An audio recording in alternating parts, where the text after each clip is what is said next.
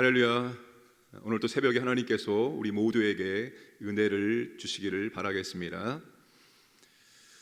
예수님께서 산에 올라가셔서 밤새도록 기도하신 다음에 많은 제자 가운데 12명을 택하여 사도라고 칭하셨습니다.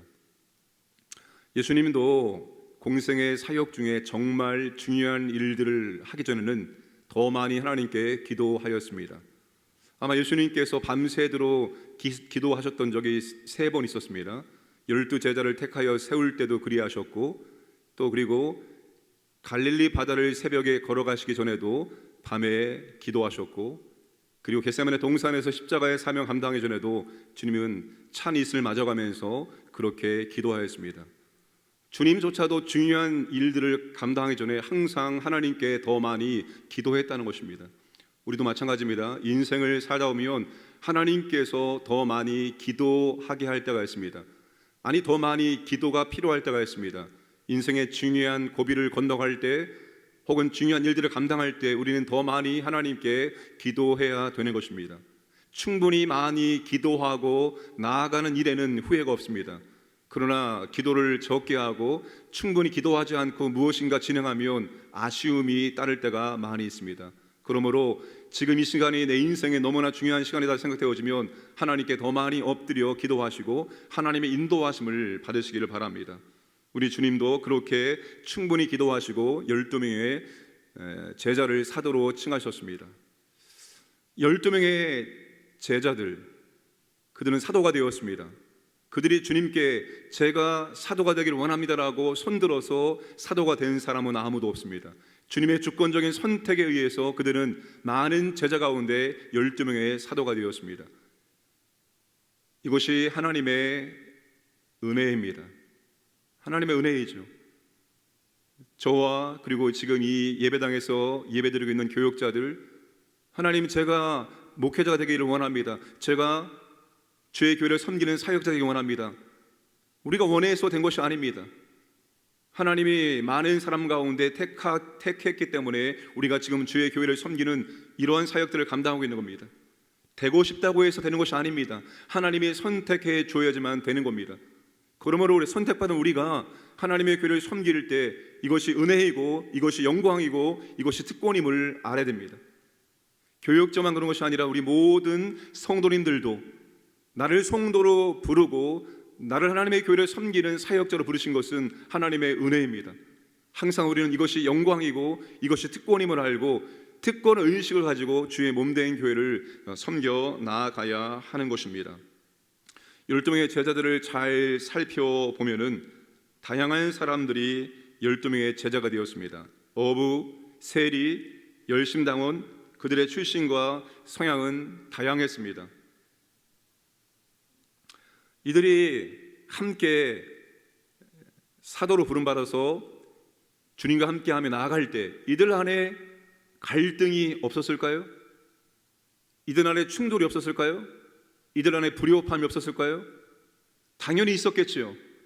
이들은 예수님께서 마지막 십자가의 사명을 감당하기 위해서 예루살렘에 올라가는 도중에도 여전히 자리 싸움을 했습니다. 갈등은 불가피합니다. 언제까지? 우리가 성장하고 성숙할 때까지 갈등은 불가피합니다. 근데 그 갈등이 우리에게는 축복입니다. 갈등 속에서, 불협화음 속에서 우리는 성장해 나가고 성숙해질 수 있기 때문입니다. 나와 잘 맞지 않는 사람이 공동체 안에 있다는 것은 우리에게는 축복입니다. 왜냐하면 내가 성장할 수 있는 기회를 그 사람이 나에게 제공해 주기 때문입니다. 그 사람은 불편한 사람이 아닙니다. 없어야 될 사람이 아닙니다. 하나님이 나를 훈련하기 위해서 특별히 붙여준 사람입니다. 그러면 나와 잘 맞지 않는 사람이 구역에 있거나 교회 안에 있을 때 우리는 감사하게 생각을 해야 됩니다. 바로 그분 때문에 내가 나의 실제 모습을 볼 수 있습니다. 아직도 여전히 내가 이런 부분에 부족함이 있구나, 내가 여전히 여기에 훈련이 덜 되었구나, 이것을 우리가 알 수 있습니다. 그래서 내가 더욱더 변화되기 위해서 애쓸 때 우리는 조금씩 성장하고 성숙에 이르게 될 수가 있습니다. 그러므로 공동체 안에 누구 때문에 갈등이 일어난다고 해서 그것을 불편하게 생각하지 마시고 도리어 나의 성장의 기회로 감사하게 받아들이시기를 바랍니다. 20절에서 26절 예수님께서 평지 설교를 하십니다. 12 제자를 선택한 다음에 주님께서 평지 설교를 하십니다. 제자들을 보시고 설교를 하셨습니다. 4가지 복과 4가지 화에 대해서 말씀을 전해 주셨습니다.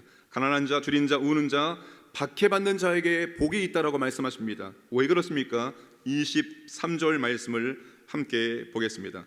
그날에 기뻐하고 뛰놀라 하늘에서 너희 상이 큼이라.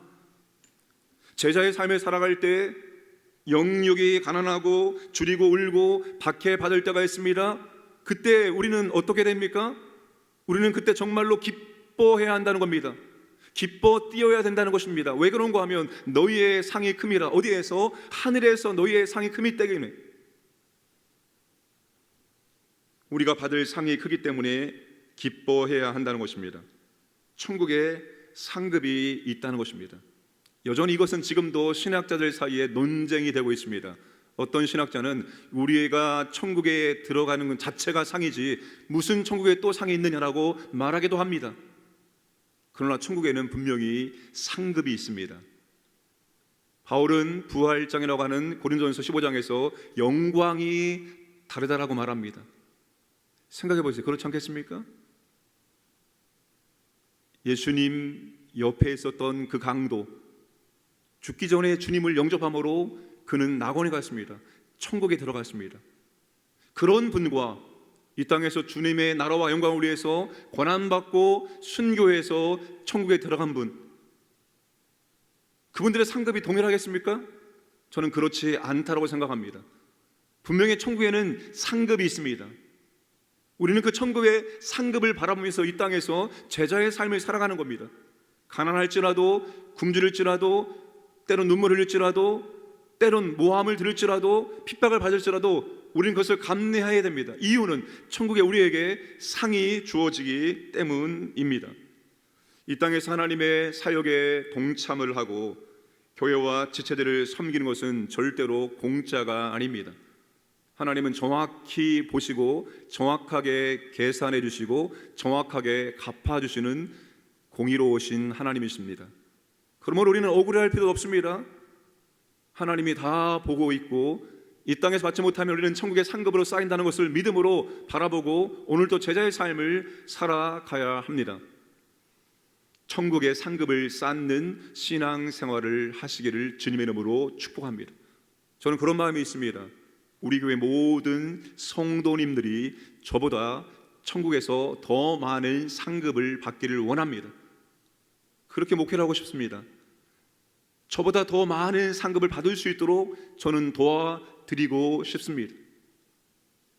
엄밀히 말하면 성도님들이 저와 동역해 주는 것이 아니라 제가 성도님들과 동역하는 겁니다. 더 많은 천국의 상급을 받을 수 있도록 도와주는 목회를 하기를 원합니다.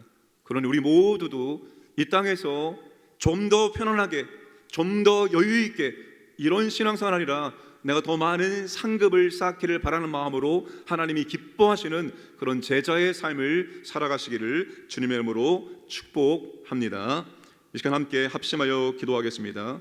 나라와 대선을 위해서 기도합니다. 두 번째, 코로나 확진자가 있습니다. 하나님 아버지 회복시켜 주옵소서. 3차 확진자가 발생하지 않도록 보호하여 주옵소서. 다시 현장 예배 회복될 수 있도록 은혜를 베풀어 주옵소서. 모든 것을 합력하여 손을 주시는 하나님의 은혜가 몸된 교회 가운데 임하게 하여 주옵소서. 환우들을 치유하여 주시옵소서. 하나님 아버지 천국의 상급을 쌓는 제자의 삶을 살아갈 수 있도록 은혜를 베풀어 주시옵소서. 이 시간 통성으로 기도하겠습니다. 하나님 아버지 감사드립니다. 오늘도 아버지 새벽을 깨워서 주의 말씀을 듣게 하시고 기도하게 하시니 감사합니다. 주여 이 나라 가운데 하나님의 자비와 은혜가 임하기를 원하옵나이다. 이 나라를 인도하여 주옵소서. 이 나라의 소망이 어디에 계시겠습니까? 아버지 하나님, 이 나라의 소망이 아버지께 있사옵나이다. 하나님 아버지 다시 이 나라 가운데 하나님의 자비와 긍휼과 은혜를 베풀어 주시기를 원합니다. 정치, 경제, 문화, 교육 모든 영역에 우리 하나님 아버지 역사하여 주옵소서. 3월 9일 대선 가운데 하나님 역사해 주셔서 참으로 아버지 하나님 나라를 바르게 인도할 수 있는 아버지를 두려워하는 대통령을 아버지 세워 주시기를 원하옵나이다. 주여 아버지 코로나 확진 가운데 있는 교역자와 우리 성도님들을 하나님 위로해 주시기를 원합니다. 마음의 평강 주시기 원하옵나이다. 우리 하나님께서 함께 해주셔서 하나님 아버지 깨끗하게 또한 치유해 주셔서 다시 일상을 회복할 수 있도록 도와주시고, 아버지 하나님 3차 확진자들이 발생하지 않도록 아버지 특별히 보호해 주시기 원하옵나이다. 주여 다시 아버지 현장 예배 드릴 수 있도록 하나님의 은혜를 베풀어 주시기 원하옵나이다. 놀라지 않게 하시고 들어가지 않게 하시고 모든 합력하여 서주신 아버지 하나님의 은혜를 바라봅니다. 아버지 하나님, 이것이 도리어 우리 교회와 우리 교회 예배 가운데 하나님의 놀라운 역사와 은혜가 임하기를 원합니다. 사용하여 주시옵소서. 아버지 하나님 질병 때문에 우리 하늘들 가운데 하나님의 치유의 역사가 임하기를 원합니다. 주여 도와주시옵소서. 우리 하나님 아버지 강건케 하신 역사를 허락해 주시기 원하옵나이다. 아버지 하나님, 제자의 삶을 살기 원하옵나이다. 천국의 상급을 쌓는 삶을 살아갈 수 있도록 은혜를 주옵소서. 하나님 아버지의 영광과 특권을 가지고 살기 원하옵나이다. 아버지 몸된 교를 섬기며 하나님 나라에 동참하기를 원하옵나이다. 주여 은혜를 도와주시고 인도해 주시고 역사하여 주시옵소서. 전능하신 아버지 하나님, 우리를 성도로 부르시고 하나님의 일에 동역자로 삼아주심을 감사합니다. 이것을 영광으로 알게 하시고 특권의식을 가지고 주의 몸된 교회와 주님 나라를 위해 살아갈 수 있도록 은혜를 베풀어 주옵소서. 때로는 이 신앙의 길이 힘들고 고달프고 어려울 때도 있겠지만, 그럴 때일수록 천국의 상급을 바라보며 인내하며 나아갈 수 있도록 은혜를 베풀어 주옵소서. 특별히 아버지 하나님, 확진 중에 있는 교역자와 우리의 성도님들을 주님께서 위로해 주시고 평강을 주시고 깨끗하게 치료해 주셔서 다시 일상 현장으로 사회 현장으로 복귀할 수 있도록 인도하여 주옵소서. 아버지 하나님, 전수 검사 중에 있습니다. 놀라지 않게 하시고 두려워하지 않게 하시고 하나님이 함께 하심을 믿고 하나님 아버지 고요함과 편함 속에서 잘 감당케 하시고 3차 확진자가 발생하지 않도록 특별히 보호하여 주옵소서. 주님, 다시 현장 예배가 온전히 회복되기를 원하옵나이다. 하나님의 자비와 긍휼과 은혜가 몸된 교회 가운데 임할 수 있도록 역사하여 주옵소서. 질병 가운데 하나님의 치료를 기다리고 있는 주의 백성들에게는 우리 주님의 치료하심 은혜가 임할 수 있도록 역사하시고, 삶의 여러 가지 문제 가운데 주 앞에 나와 기도하는 주의 백성들에게 하나님의 위로와 인도하심 역사를 체험할 수 있도록 복을 허락하여 주옵소서. 오늘도 이 귀한 하루가 제자의 삶을 살아가는 복된 날 될 수 있도록 인도해 주시고, 우리 광인의 모든 주의 백성들 갓난 아기에서부터 우리 어르신까지 친히 보호하시고 인도해 주시고, 오늘 또 하나님의 은혜와 사랑을 체험하며 하나님께 감사하는 복된 날 보내게 하여 주옵소서. 감사드리며 모든 말씀 예수님의 이름으로 기도드려옵나이다. 아멘.